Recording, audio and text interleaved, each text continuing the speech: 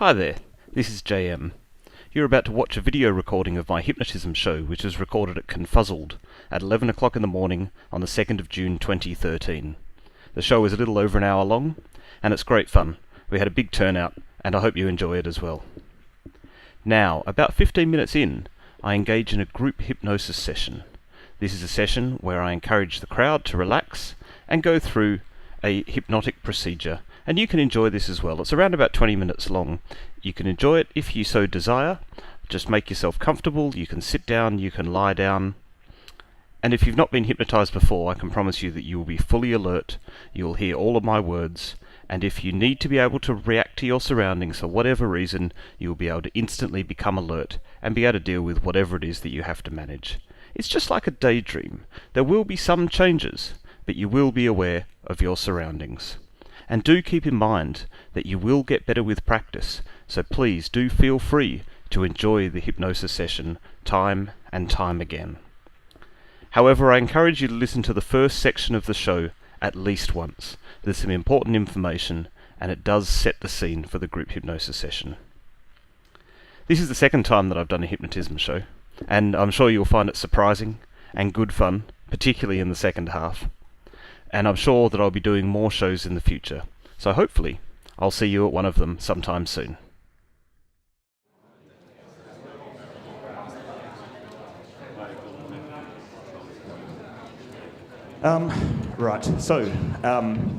Hypnotism and furries. It's a pretty good mix, I reckon. Furries have got a bit of an advantage in that we're used to imagining ourselves as something different from the everyday. And hypnotism is an exercise in imagination, essentially. There's a bit of an idea that a hypnotist will wave his hand around and all of a sudden you'll be under his power and, you know, acting like a chicken. It doesn't quite work that way. When you do get hypnotised, I'm going to start with a group hypnosis because I'm sure you're curious and you'd all like to experience it in a way that can be completely personal. And we're going to do some nifty little furry things.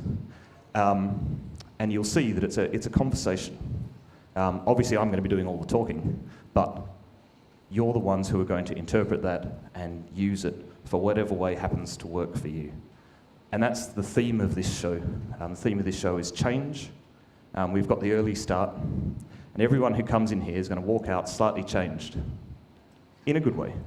They're going to walk out slightly changed, and they're going to be able to test out that change for the rest of the afternoon, for the rest of the day, and for the rest of the convention, and then maybe, if it works, for the rest of your lives.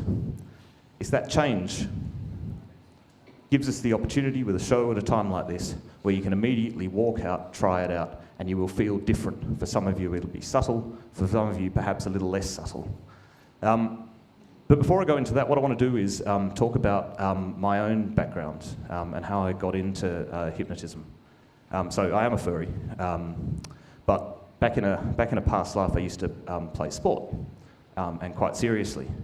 And when you play sport quite seriously, and you've got all of these, you know, moronic young men running around doing things, is that basically you want them to do as little thinking as possible, because people who are good at sport are not always good at thinking. You may have suspected this. I can tell you that it's true. And so they do a thing called sports psychology. And what sports psychology provides is a toolkit, things that you can do, ways of thinking that will help stop you from failing, because sports people are obsessed with failure. And I want to give you an example. A physical act that you do, all of you do, all the time, is sign your name. Have you ever gone and signed your name and gone to start and then realised that you don't know how to do it? Because you do it so often, it's a completely automatic act. And when you go and do it and you go to sign something, and this is what's known as choking. Now, when you sign your name, you can usually think about it, maybe take a step back, and the next time you sign your name, it'll be fine. And you might look a bit silly in front of someone. Imagine that your only job, that you get paid for signing your name and you do it on TV.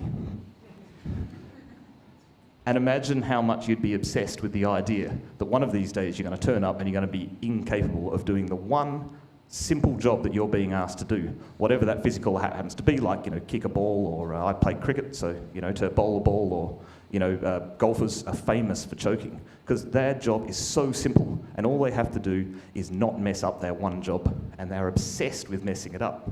And as you'll know, that when you think about something that goes wrong, and we all do this, and it's not just signing our name, it's all sorts of things. If there's something that we're worried about failing at, we try and avoid thinking about it. A way of coping is to try and think positive thoughts. And we try and think positive thoughts and hope that these positive thoughts will overwhelm the negative thing, the fear of failure. And that doesn't work. And so what happens is you get scared of thinking about the thing that you're afraid of. And then you get scared of thinking about the fear of thing. There'll be people here, where even when I say this, they're going to be thinking of something that they're failing at, and it's going to make them feel a little bit uncomfortable. The good news is that this is something which is going to change. I'm going to ask you to think about something later on that you'd like to change, and this is something which we can do. In fact, we will be doing in the first part of the show. So the sports psychology led me to an interest. I always thought, well, okay, fine, this is great for sport, and it's pretty simple stuff, as you might imagine, because of the intellects that it's catered towards. And it's based on a thing called neuro-linguistic programming, which is something that you might have heard of. And I can tell you it's a really stupid term because it's not neurological, it's got nothing to do with linguistics, and there's no programming. But it's called NLP, and that's the term that's come up, and it's something which has been around in its modern form for sort of 50 or 60 years. And I want to give you a quick example, actually, about a little NLP process. It's been suggested that I should hang this up on in front of the bathrooms because lots of furries get shy bladder. And those of you who have talked to me at this convention, it's something that I've mentioned before. Those of you who don't have shy bladder are going to go, what are you talking about? But those of you that do, and I know there's lots of you, are people that find it difficult to urinate when they're standing next to someone. And it's why at furry conventions you often see people going for the stalls. It's usually because they've just got shy bladder, they close the door, they can pee. It's really simple, but anyone who's got shy bladder knows that standing there in a urinal, thinking harder about peeing, it doesn't work. In fact, it's worse. It just makes it worse, then you get into this anxious death spiral. And then the chance of you peeing, and then you walk out with a full bladder, and then you've got to try and think of an excuse to go to the toilet 2 minutes later because you're busting again, the second you've relaxed. It comes about because peeing in the open is essentially a social experience. In fact, it's really common for people to have nightmares about engaging in toilet activities somewhere in public or being caught doing so. It's a social thing. And what's happening is that when you're standing next to someone, you're essentially engaging in a literal pissing contest. And you'll know that when you stand next to someone who's taller than you or older than you or of a different race or someone that you don't know or for whatever reason might be a little bit intimidating or higher up the social strata or whatever it happens to be, that's when it's worse. And it's at its best if you're standing next to someone that you know well and you definitely socially dominate, like your 12-year-old nephew. You'll never have any problems in that situation. And so what's going on here is it's just purely if you are someone who feels like you're at the top of the social tree, then you'll have no problems, but this is not a situation that I find myself in. It's not a situation that furries in general, I think, find themselves in. But there's a really way to short-circuit it, and all you need to do is you just need to think back and dredge up a memory about sex. Now, this can be a sex act, or it could just be some pornography, and then all you need to do is just think about that, and what you're doing is you're remembering an act which is literally, it's the act of being on top of the social tree. It's the driver for us as a species. It's the driver for every species. And just by remembering that, you'll pee. You won't have to think about peeing. You'll just stand there, have a memory about sex, and pee. And I encourage you to try this out. That's a neuro-linguistic programming, not now, obviously. That's what neuro-linguistic programming is, and this is the sort of thing that sportsmen are fed, and it's obviously got other applications. Have you ever heard the idea that when you're public speaking that you should imagine the crowd naked? And it's terrible advice, it doesn't work. But that is a bastardisation of a neuro-linguistic programming technique for doing things where you're nervous or a fear of failure.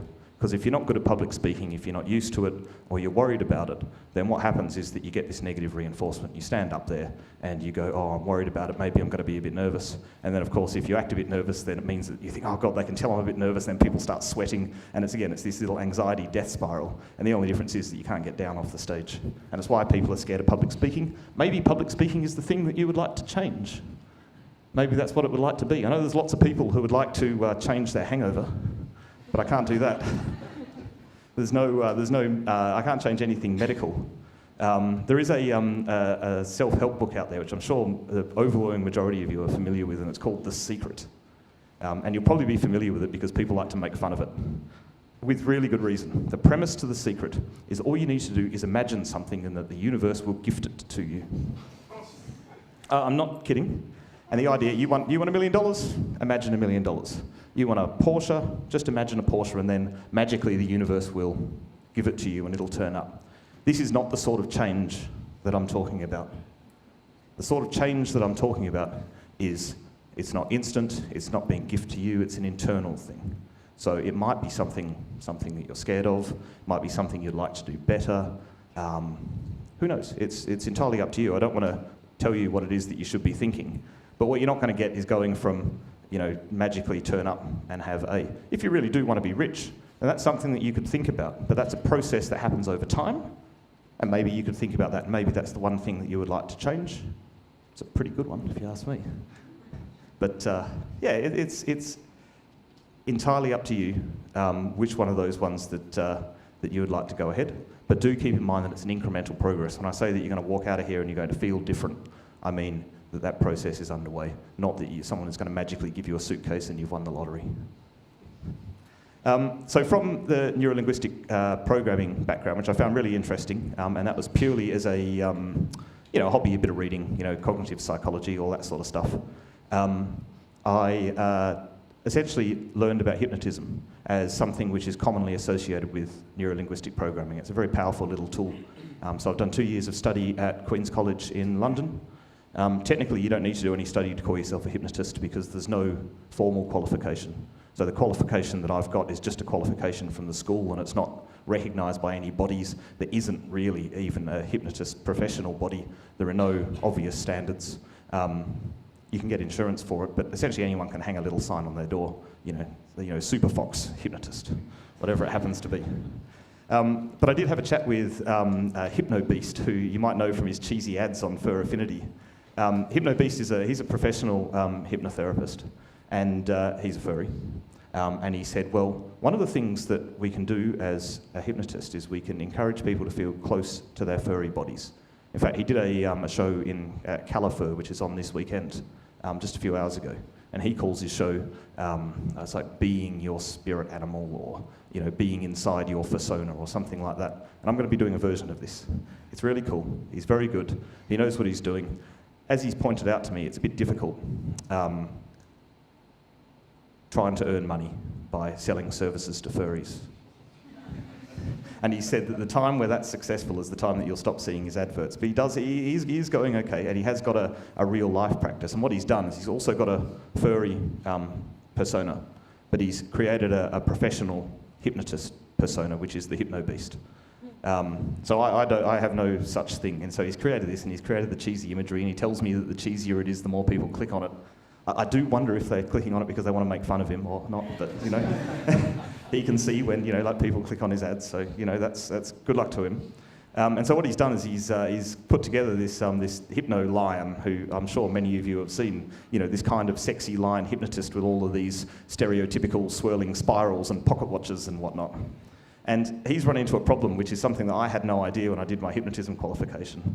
I did this show last year, and it's great to see so many people who coming along again. It's brilliant. Hopefully that means you had a good time and you're not here to heckle me.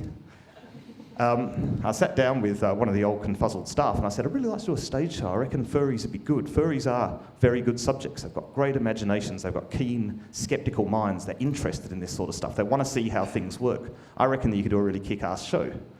And he said, yeah, I think that's a good idea. And so I got in contact with these guys, and that's how I ended up doing it last year. And it was around about that point that I discovered the problem that Hypno Beast has with his sexy male lion is that there's a whole subset of fetishes in the furry fandom geared towards hypnotism. I had no idea. And in general, it goes like this. There's a hypnotist who's also a rapist, and they hypnotise people and then force them to perform sex acts. And that's it. It's pretty straightforward, but yeah, I'm pleased to say that when I talk about change, this is not the sort of change that we're talking about.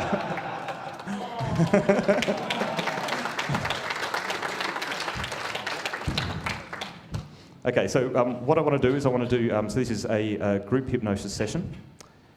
So we've got really nice chairs, and they're all nice and comfortable. But I know full well that this isn't a perfect environment to feel nice and sort of disconnected. There's people around. You've got your phone here. You're going to be confuzzled. You're not going to feel completely disconnected. You're going to be aware of everything that I say. You're going to be aware of the people around you. There will be a bit of noise. Someone's going to cough. Someone's phone's going to vibrate. In fact, I don't want you to switch your phones off. If you just put them on vibrate, anyone who's got noise. And it's actually quite important. Those people who have a vibrating phone are going to get a special experience.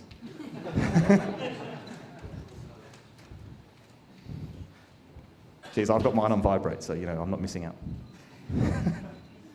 I know, I'm not going to set off your phones, but when your phone vibrates, or if your phone vibrates, this is going to perform a reminder of how comfortable you are and how relaxed you are. And it's just going to be there, a little external reminder from the external world, and sometimes you're going to hear maybe some noises around, maybe you're going to hear your partner shift around, maybe someone's going to cough, who knows, whatever it happens to be. When you hear these, it's going to be a reminder of the relaxed state that you're in. And so what I'd like you to do is sit in a neutral position, let you put your feet as flat on the floor as is comfortable, and your hands on your knees. Okay? What I'd like to do is with your hands, just make a fist. Just bring them together like this. And just feel all the little muscles being used, and now just let them relax and just put them down on your knees.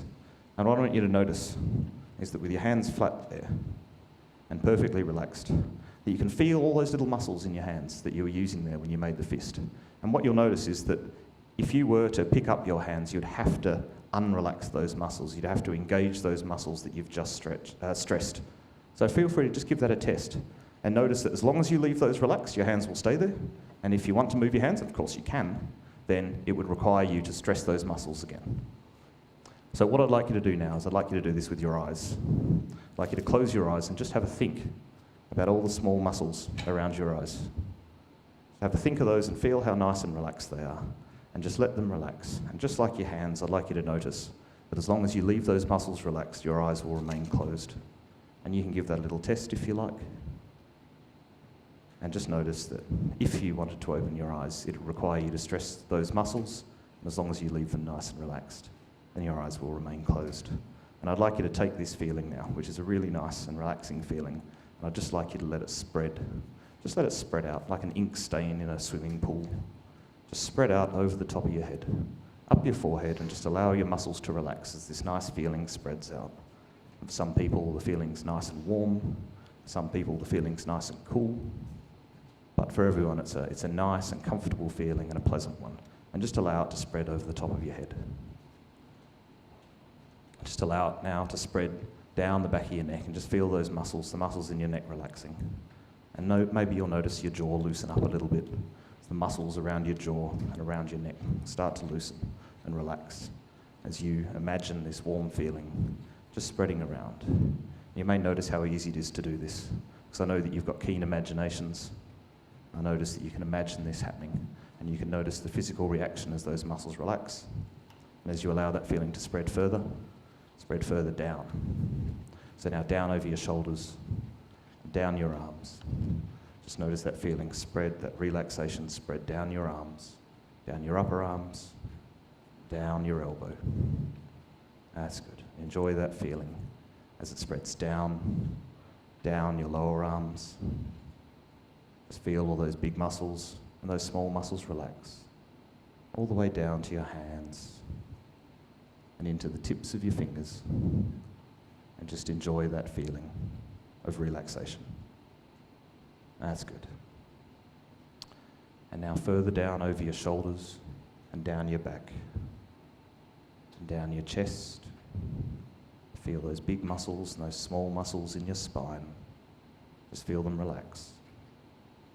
Feel them relax and enjoy that feeling of relaxation that you are allowing yourself to feel.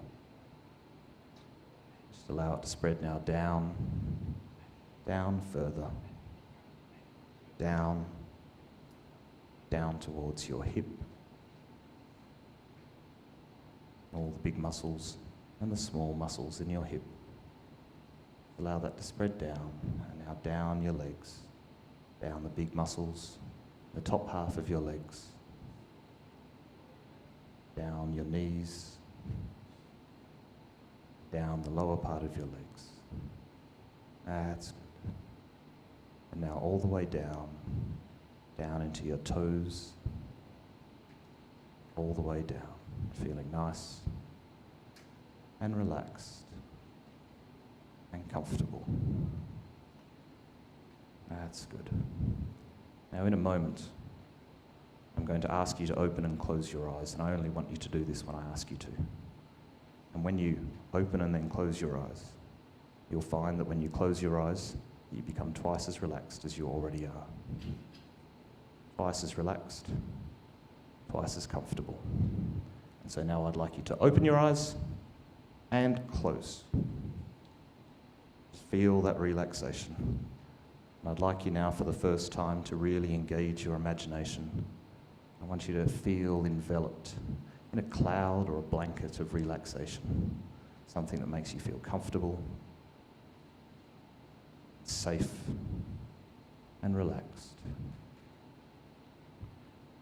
I want you to notice how that even though you're here in a chair at Confuzzled, and maybe there's a few noises that you can hear in the background, maybe you can feel the person sitting next to you. These things are just things that you don't need to worry about, that you can just allow yourself to enjoy this feeling of relaxation, this blanket, this cloud that allows you to feel relaxed and nice and deeply comfortable.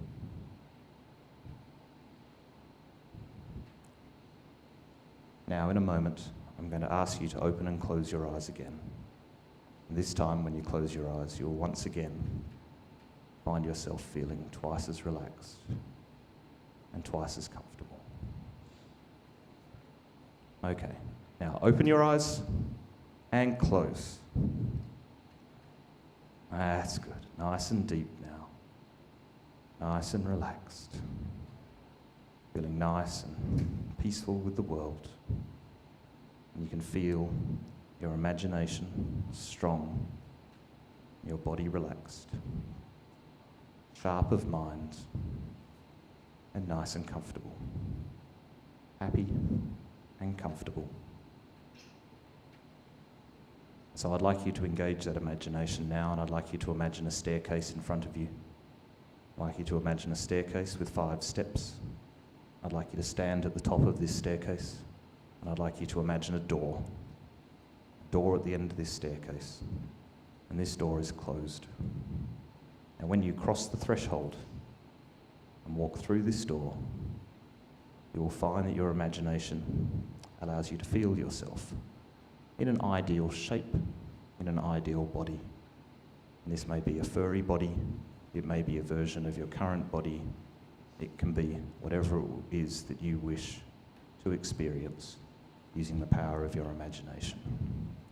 And as you slowly walk down the steps, and I will count you down the steps in a moment, as you slowly walk down the steps, you feel yourself becoming more relaxed, you feel yourself relaxing further, and you feel your imagination coming into play. And maybe for some of you, you'll start to feel small changes as you descend, and for others, you may not feel any change until you cross the threshold, and it all happens suddenly. Now I'd like you to stand at the top of the staircase, this staircase that you've imagined, and I'd like you to take the first step. Step 1. Feel yourself relax as you head down. Feel yourself relax further, feeling more comfortable, more relaxed. As you head towards this door, I'd like you to continue to engage your imagination now as we step down to step 2. Feeling more relaxed now and more comfortable. That's good. Feel your imagination, feel it becoming stronger. You take another step down. Step 3. That's good. Getting further down now. More relaxed. Deeper down. And more comfortable. And now I want you to take step 4. Further down. almost all the way down, almost all the way relaxed. And now I want you to take the final step, step 5, and I want you to reach up towards the handle of the door. I'd like you to open the door, and I'd like you to step across the threshold.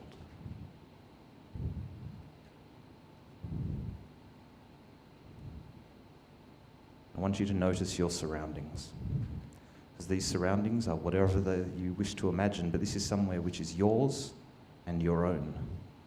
It may be somewhere outdoors, the sun may be shining, there may be green grass, and maybe you can notice the detail. Maybe you can notice yourself interacting slightly differently with your environment, with this different body, this ideal version of yourself. Maybe there's some water, maybe there's some running water, and maybe you feel like exploring this area. Perhaps you feel like exploring the grassed plains, or the trees, or the water, or perhaps you find yourself somewhere different, somewhere completely different, a different environment that you wish to explore in this different body. I'd like to give you a moment to explore, but I'd also like to remind you that you are here, surrounded by a few hundred other furries, and all these furries are in these bodies that we carry around with us, whether we're in this place that's ours, where we feel safe and comfortable. But we all carry this around, and this is a version of ourselves which exists in ourselves, and it's a version of ourselves that exists in every other furry that's here. And maybe it makes you feel nice, it makes you feel warm to know that you're part of this community, to know that you're part of this group of people, all of whom are able to feel themselves in this way, and carry them around. Carry this around with them. I'd like you to explore further. I'd like you to walk or run or swim and go and explore the boundaries. Go and see what's there. Maybe there are places that you've been before. Maybe this is a place created entirely by your imagination. But I want you to notice how it feels good, and how it feels safe, and how it feels comfortable, and how it feels personal, because this is your space, this is your world, this is a world of your creation, and it's a world that you can explore and enjoy however you wish to explore and enjoy this world.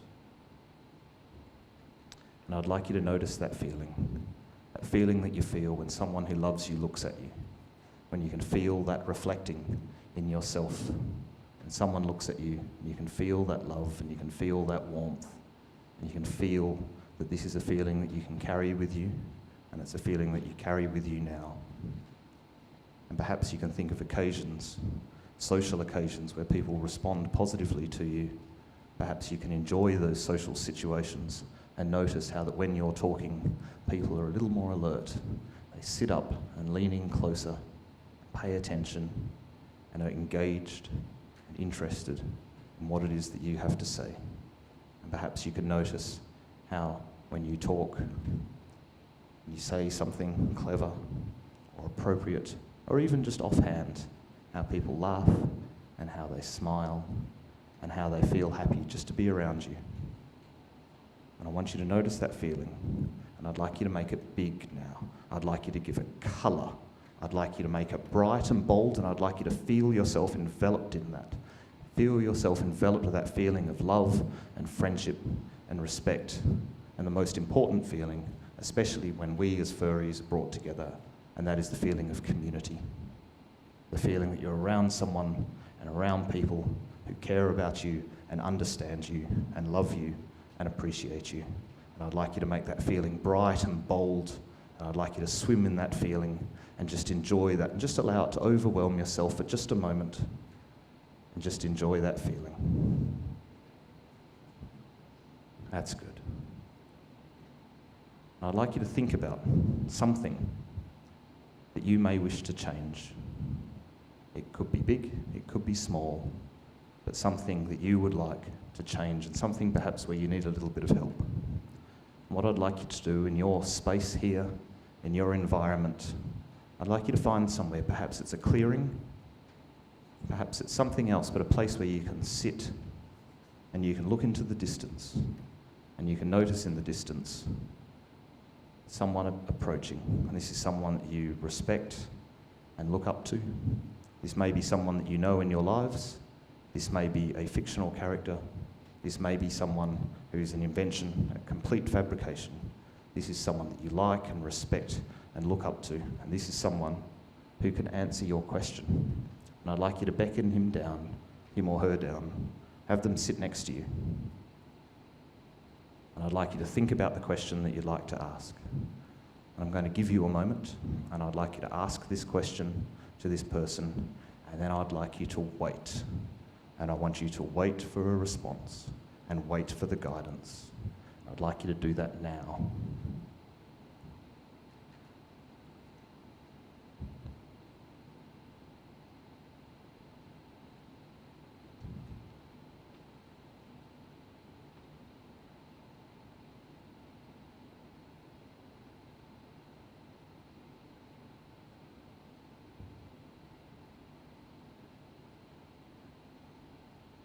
That's good. When you receive that response, I'd like you to thank this person. Thank them for their wisdom. And thank them for their help. Now I'd like to just give you a little more time just to explore this environment in your body, in the new environment, in the new body, and maybe just enjoy it.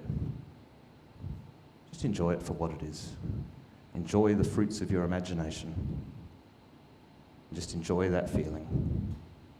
Enjoy this world that you've created in this body that you can imagine.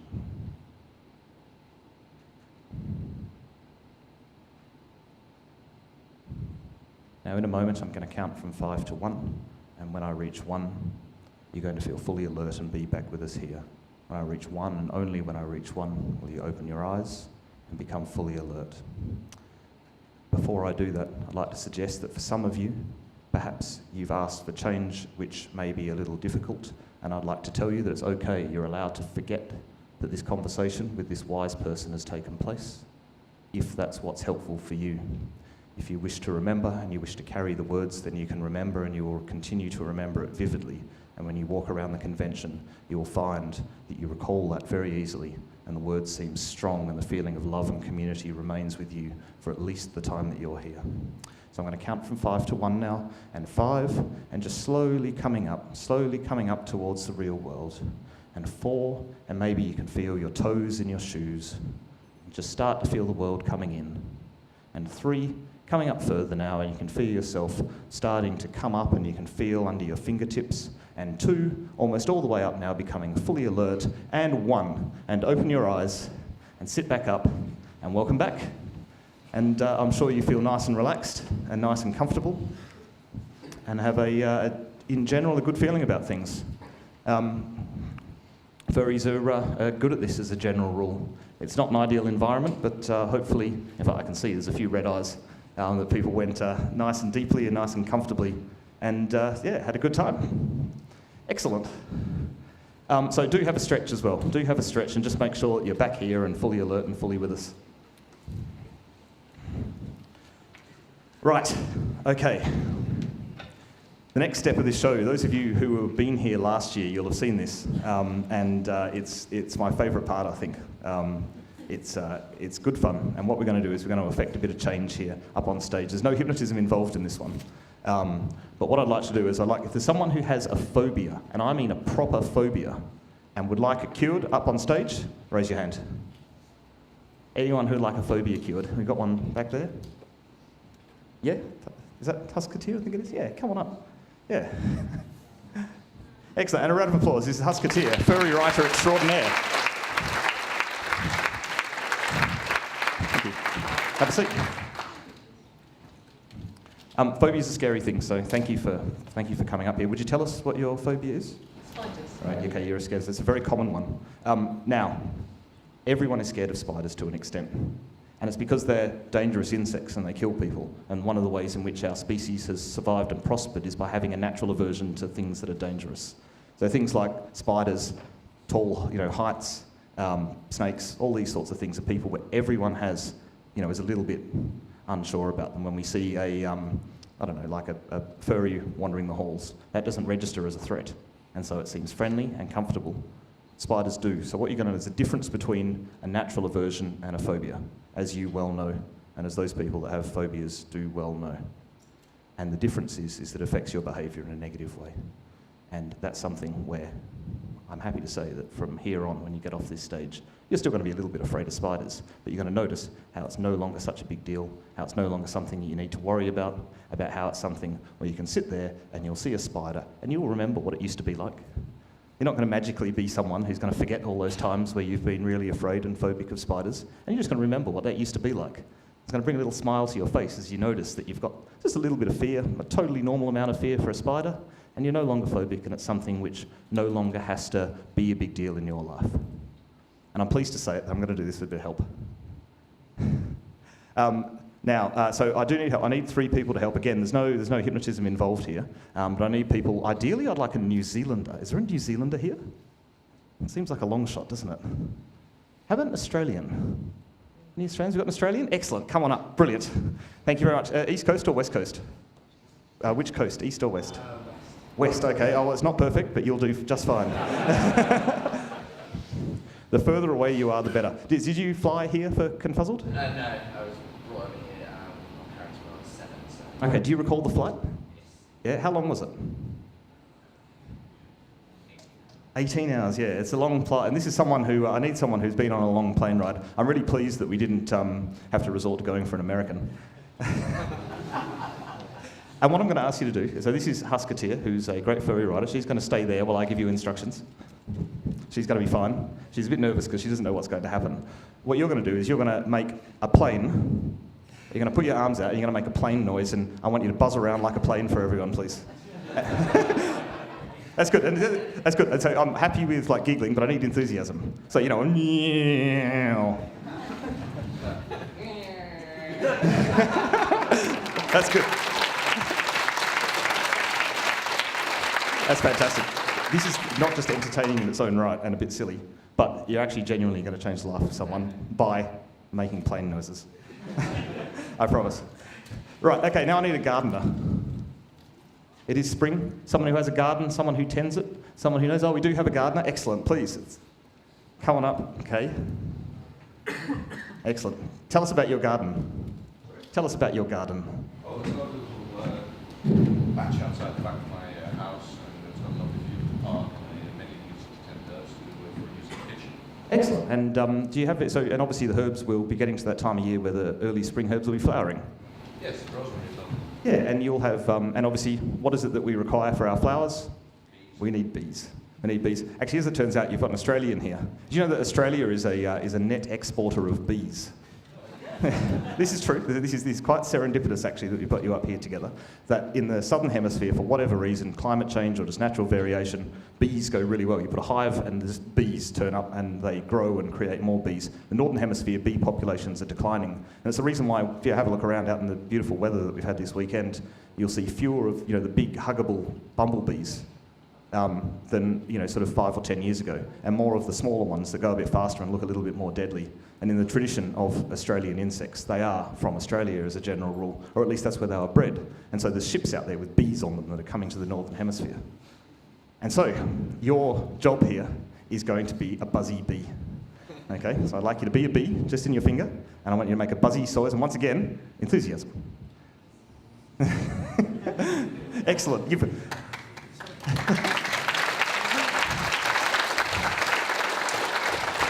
That is absolutely fantastic. Once again, this is all going to go perfectly. It's good. In fact, you did something really right there. You didn't land the bee, which is spot on, and the bee is interested in things, right? Bees are interested in people, they must fly a bit close. Australians, if you find interesting as a bee, it's good. That's exactly what we're after. So this skill is going to serve you and Husketeer very well in a few moments. And I need someone else, and ideally I'd like someone who plays a bit of sport. It can be cricket, and that'd be cool. Or it could be like football or basketball or anything really, but it needs to be on a lawn. We got someone who plays a sport on a lawn? Anyone? No? Okay. This is for the greater good. Was that a... no? No, that's okay. In that case, we need someone who's doing something lawn-related. So something to do with grass. It could be at work. It might be a garden. It's going to need something like that, and this is going to help us have a moment here, which is going to help change the life of someone, to help out with change, and this is what it's about. So I need someone who's going to... oh, geez, I'm going to have to pick someone, aren't I? Do we really... excellent. Brilliant. Come on up. Lawns. Thank you for coming. What's your relationship with lawns? Growing lawns, trimming them. Yep. And what's the most important thing that you need for a lawn to grow? Feed it. Yep. And? Water. Water. You need water, yeah. I was in Scotland the other day, and I realised the fact that the way they've got these fantastic golf courses out there is because it constantly rains. It's great for a growing lawn. And so you're going to help do this, and in fact we're not going to do it rain because we're not up in Scotland, so we can't assume that it's raining permanently. But what we can do, sorry to Scottish people, that might be a little bit of an oversimplification. In Wales, it rains all the time there. Yeah, well, Wales, yeah, they do. They grow green things as well. It's a bit hilly for golf courses as a general rule, though, but I'm sure you've got some lovely ones. I'm going to need you to do a sprinkler dance. Yeah, that's good, except what I want you to do is I want you to get this up here, right? And then... yeah, that's good. That's fantastic. Ladies and gentlemen, we have our heroes. Can we please give them another round of applause, because these guys are going to do something really special. This is great. Everyone's happy with their role. It's interesting to see how this is going to work out, isn't it? What could possibly happen? Okay, here's what we're going to do. Okay? I'm going to need each of you three to come here and surround Husketeer, and I'm going to ask you to get in her personal space a little bit. And one of you is going to do it with an aeroplane, one of you is going to do it with a buzzy bee, and one of us is going to do it with a sprinkler dance. Now I'm going to suggest that the person with a buzzy bee, who's the most likely one to get hit by a bit of sprinkler or plane, just watch yourself. You can go to the side, or you can kneel down if you wish. In fact, if you'd like, you can even do it on a chair, whatever. You just be careful. Okay, safety bee, that's good. Yeah, excellent. Now what's going to happen here? Husketeer, I'm going to ask you to say the thing that you're afraid of. I'm going to ask you to say it out loud just once, just one word. And when you do that, for the next 3 or 4 seconds, these guys are going to do their aeroplane, their bee, and their sprinkler dance, like in your personal zone where you can see it. So not behind, but I need sounds and I need hands. Okay? Okay, so whenever you're ready, please go ahead. No, when you say it. That's a keen bee, it's a good safety bee and enthusiastic.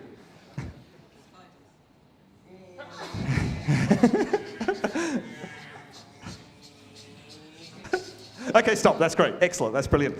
Sprinkler, I'm going to need you to get in a little closer. Okay? Well, you do be careful, don't hit it, like that's not what we're going for here. This is positive change we're after. So what I'd like you to do is just in the personal space. Okay, so eye line's good, but I didn't think that you were worried at all about getting hit by the sprinkler. I think you were far more worried about the aeroplane. That was brilliant aeroplaning. That was perfect. The bee was like fantastic. I've never seen a better bee. Okay, so what we're going to do is do this again. So just like 3 or 4 seconds, I'd like you to say the thing that you're scared of, but I'd like you to be a little bit more enthusiastic about it. I want you to just raise your voice a little bit, just a little. Just raise your voice, and then these guys will do their thing for the next, 5 seconds or so. Spiders.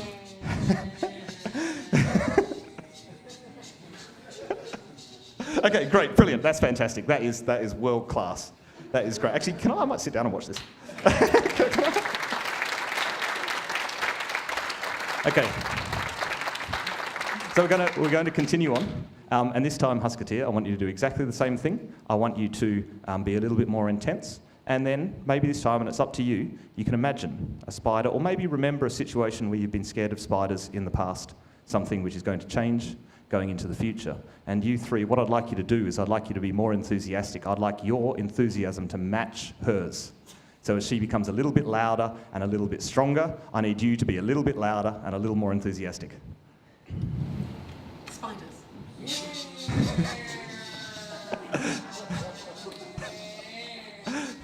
Brilliant, that's great. Okay, stop there, that's fantastic.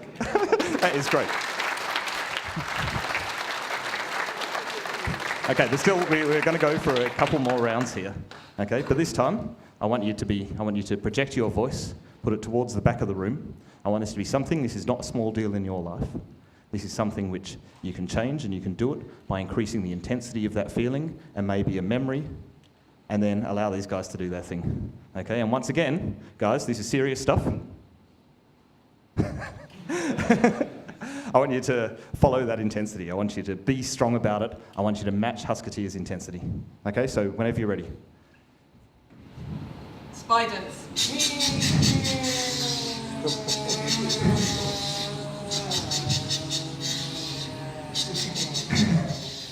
That's brilliant. That's great.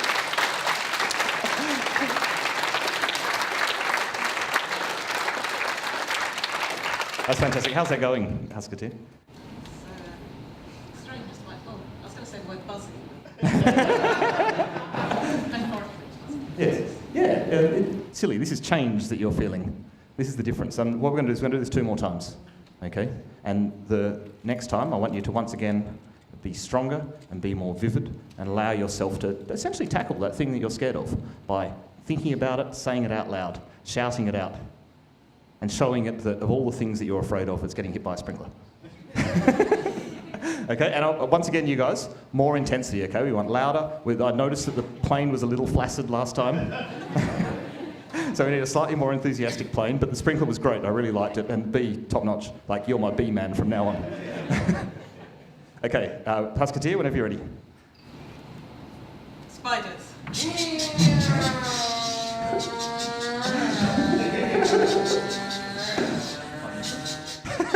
Brilliant. Okay, guys, that's fantastic. Well done. Okay, we're going to go one more time. That was absolutely perfect. We're going to go one more time. I'd like you to stand up now. I'll move this chair out your way. I'd like you to stand up, and I'd like you to say it forcefully now. I want you to shout it to the back of the room.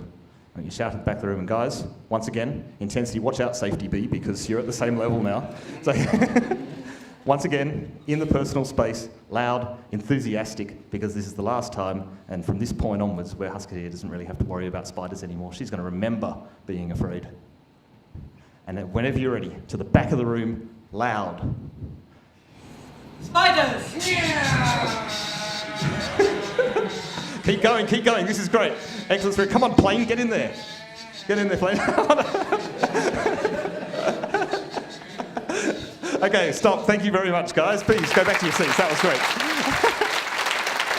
You can sit back down now for a moment. That was outstanding. That was really fantastic. Now, I'm pleased to say that's it. In the future, when you go forward, you can think about spiders and you're going to remember what it used to be like. Because I've got a pretty good idea the next time when you see a spider, what the first thing that's going to come to mind is.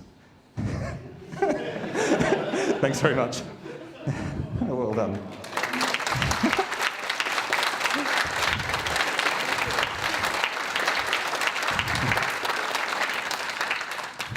Okay, that was great. So that's the end of the change part of the show. I've got one little thing, and this is the thing that, as a hypnotist, you get requested the most, and it's not the sex thing.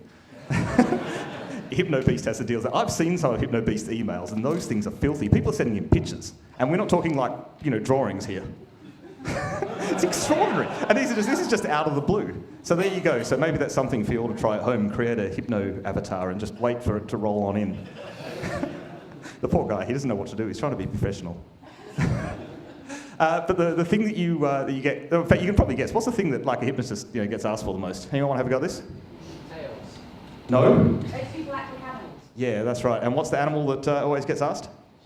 Chicken. Excellent. So what I'm going to do is I've got a couple of chairs up here, and we may have one, we may have several. Anyone who'd actually like to act like a chicken, I'd like to invite up on stage. I'll get some chairs down here. I've never believed that you could actually do this. Okay. Come on up. We can have more. We can have, what's the plural of chicken? Oh, it's chicken, isn't it? One chicken, two chickens? Chickens. So we can have several chickens, as many people who wish to act like a chicken. This is a one-time only thing. Please come up. Oh, excellent. Bring chairs. Bring chairs. You're going to need to bring chairs here. Look, let me get this one. Oh, yeah, and there's a death step as well. Watch out for that. Okay, this is great. Okay, fantastic. Is there anyone else? The big opportunity to act like a chicken. This is a good crowd, though. This is a good coop. I think we've got a very good group here. Now, because we have, oh, excellent, a bonus chicken. Fantastic. Thank you all for coming up. It's fantastic that you're all coming up here because this is going to be good fun. You'll recall from the previous hypnotism session that it's just an exercise in engaging your imagination. This is all very light-hearted and simple stuff. So yeah, enjoy yourself. What I'm going to ask for is just a chicken handler. You don't need to come up on stage. But we had, is there anyone here who could? I did have a suggested chicken handler, but I think he's off fursuiting somewhere. Yeah, just stay where you are, chicken handler. Yeah, but if they get a bit out of hand, I just might need you to do a little corralling for me, if that's okay. Yeah, you're okay with that? Okay, great. I'm gonna grab a seat and sit next to you. Okay. So what I'd like you all to do now is I'd just like you to just close your eyes and just relax. Just close your eyes and relax your head, and I'd like to engage your imagination. And I'd like you to listen to my voice, and I'd like you to feel that feeling of relaxation that you felt before. And I'd like to imagine yourself being lowered down a well, a dark well, and you can imagine that the string that's lowering you down is my voice. And as you listen to my voice, you can imagine yourself just dropping deeper and deeper, deeper down that dark well. And just allow yourself to imagine that feeling of going down deeper, further, and deeper. I want you to continue listening to my voice, which is the string, which is holding you in place as you go further down. And the little spot of light at the top of the well, the little spot of light is becoming further and further, receding further and further into the distance as you go deeper, deeper, and more comfortable. And one by one, I'm just going to grab you by the wrist of your right hand, and I'm just going to pick up your hands. And those of you with your hands crossed, I'd just like you to just move your hands and just put them on your knees now. That's good. And what I'm doing here is I'm just going to be testing to see that you're relaxing and imagining the way that I've asked you to. I'm just starting at one end here. That's good. I'm just going to switch the microphone off for a moment. I just want you to continue to relax and imagine yourself. Nice.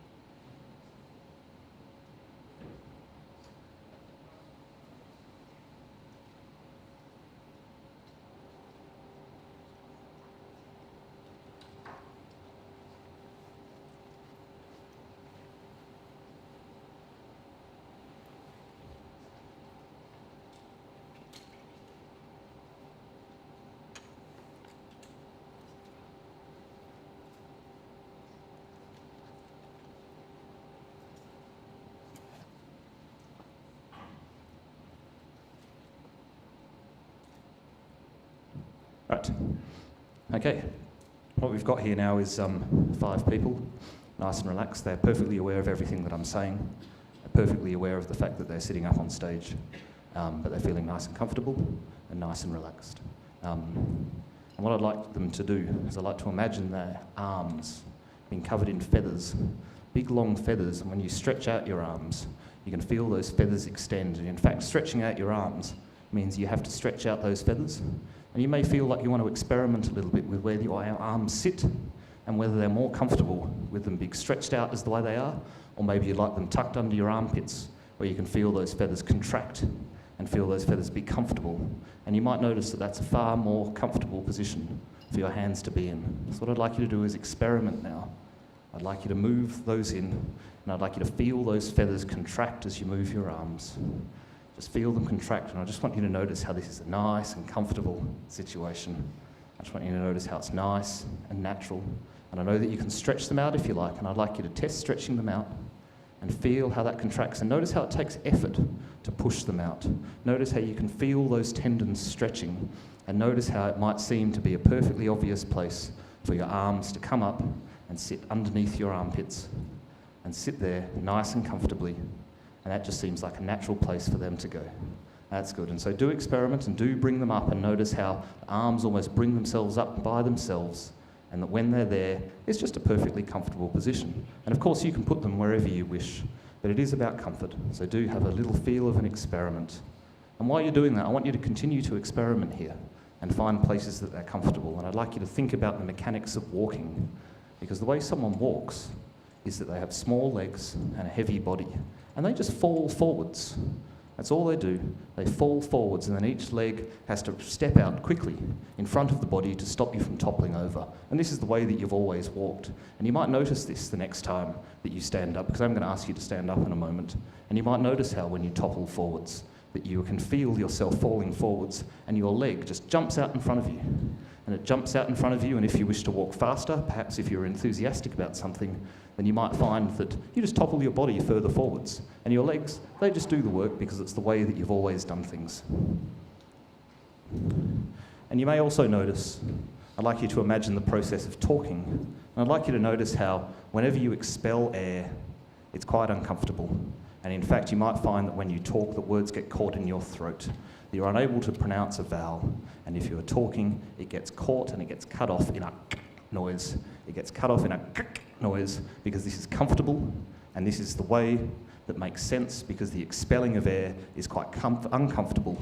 It's uncomfortable, it's quite painful. And I'd like you to imagine that feeling, the idea of talking and having to breathe out every time you wanted to say something, and what a simple and straightforward and common sense way it might be to just go and cut off those words. And now, while you're imagining these things, while you're imagining yourself feeling nice and comfortable, I just want you to think about what it is that you're motivated by. Because it's community. It's the people around you. You want to help. You get a warm feeling whenever you do nice for someone. In fact, even by coming up here on stage, you're doing something nice. I'm going to ask the people who are watching to give you a round of applause, and I'd like you to notice how you get this big wash of appreciation and love from the audience.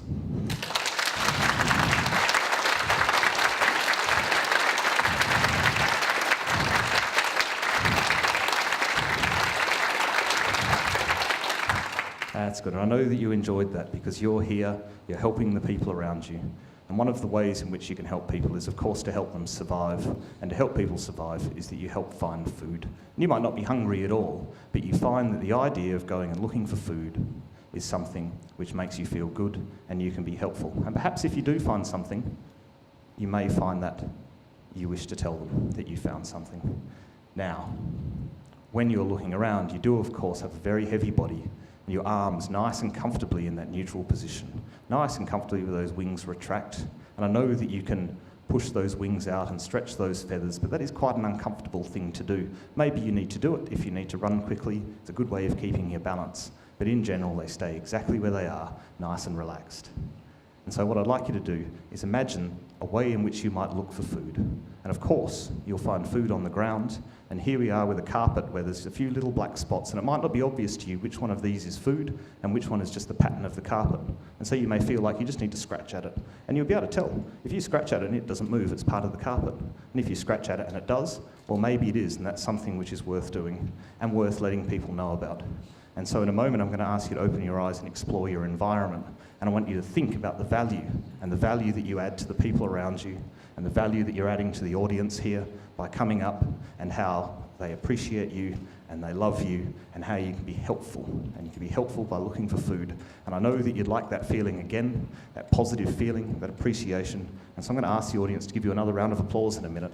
And I'd like you to feel that wash over you. I'd like you to imagine it having colour and feeling, and feel that appreciation, that love, because of your usefulness and your utility.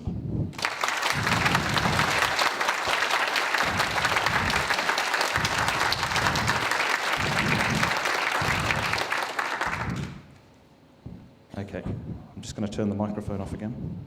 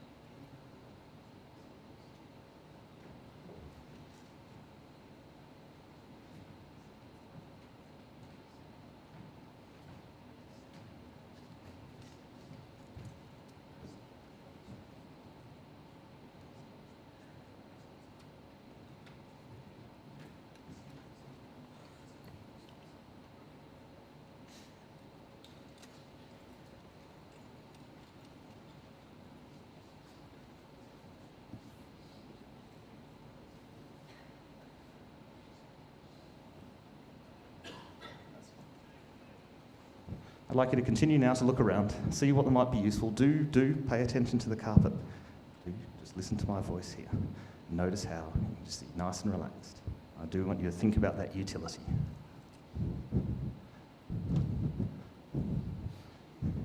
That's good. And if you find something, feel free to announce it. There may be something that moves.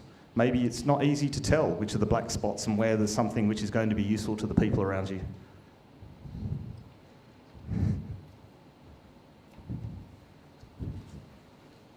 That's good. Do have a look around. Do have a look around and pay attention to your feet and see what there is that might be there. Perhaps there's something that engages you.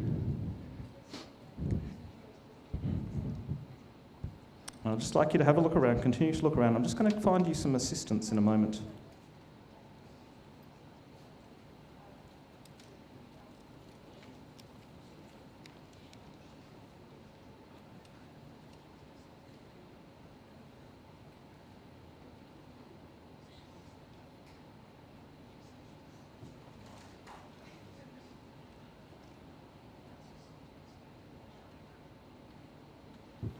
And what we have here is a rooster. And as we know, the roosters are the ones that find the food and they're the ones that make the noise.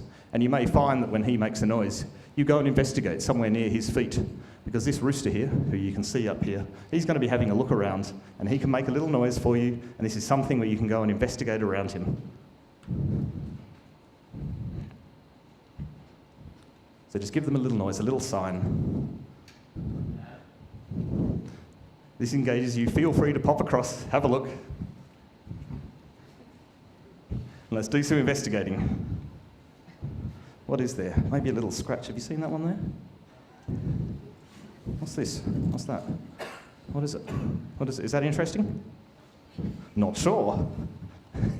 That's good. Okay. I'll get you to come and just sit back down, please. And just sit back down. I'd like you all to just find your seats and do watch out for the steps. And I'd just like you to close your eyes again.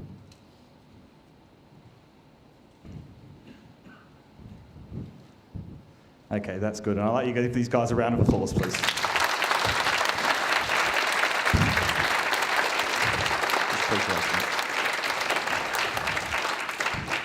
Okay, and I'm just going to quickly count from 3, and when you come to 1, you can be fully alert and back here with us and nice and alert now. I know that this is something where you're aware of what's going on, and you're just going to find yourself just coming nice and bright and full-headed. And so 3 and 2 and 1, and open your eyes. Okay, and thank you very much.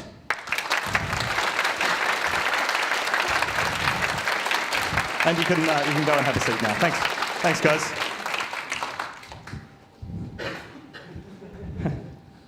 Okay, it's right. Just grab a seat. Yeah. Okay.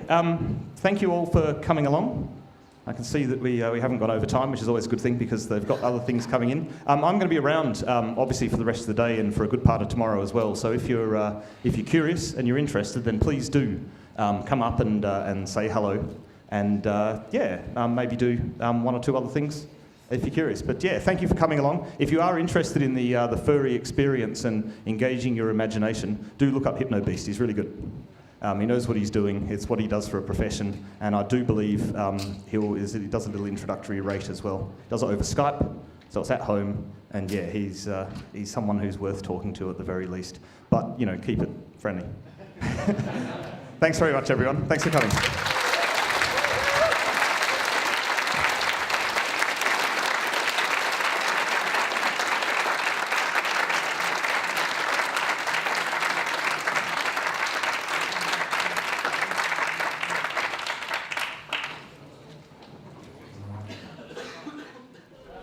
How do you feel when you're sort of sat in the chair and sort of he's putting you down for that relaxing? It is genuinely relaxing. I think you feel a little bit compelled to do, by the power of suggestion, the things that are being suggested towards you, rather than feeling under any specific power as such. It's not a power of control other than suggestion, maybe.